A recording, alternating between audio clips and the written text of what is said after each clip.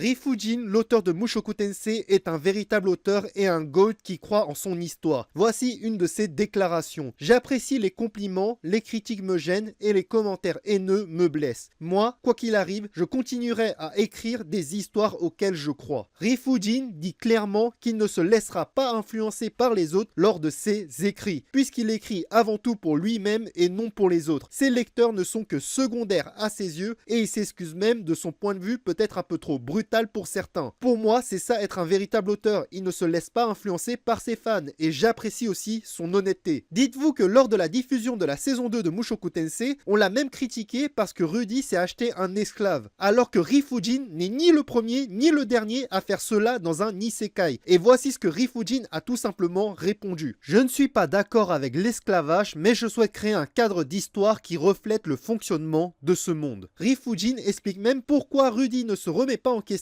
par rapport à l'esclavage, parce que tout simplement, cela marque l'imperfection de Rudy. Son personnage est imparfait et ses comportements d'obsédé font aussi partie de son développement. Rifujin est vraiment désespéré de voir que les gens ne cherchent pas à comprendre ses propos, dont la compréhension d'autrui fait partie, et que les gens gardent qu'une vision égoïste, c'est-à-dire se concentrer uniquement sur les passages qui les dérangeaient. Moi j'ajoute également, cela montre très bien l'hypocrisie et l'égoïsme des gens. Quand c'est Game of Thrones, non t'inquiète, c'est normal, c'est une fiction jouée par des acteurs, mais quand c'est Mushoku Tensei, on a l'impression que les gens se défoulent sur une personne réelle comme s'il n'a pas le droit à l'imperfection juste parce que c'est un personnage de fiction, alors qu'il est en tout un personnage de fiction avant tout, et il sert à passer aussi des messages de l'auteur. En crachant en fait sur un personnage de fiction, j'ai l'impression que les gens se défoulent sur Rudy parce qu'ils voient une part de leur imperfection en Rudy, et le pire de tout ça, c'est qu'ils ne veulent pas l'assumer. Alors que le but de l'œuvre de tout Mushoku Tensei est de dire qu'il faut vivre avec ses imperfections, puis de s'améliorer afin de devenir une meilleure personne en se connaissant soi-même avant tout.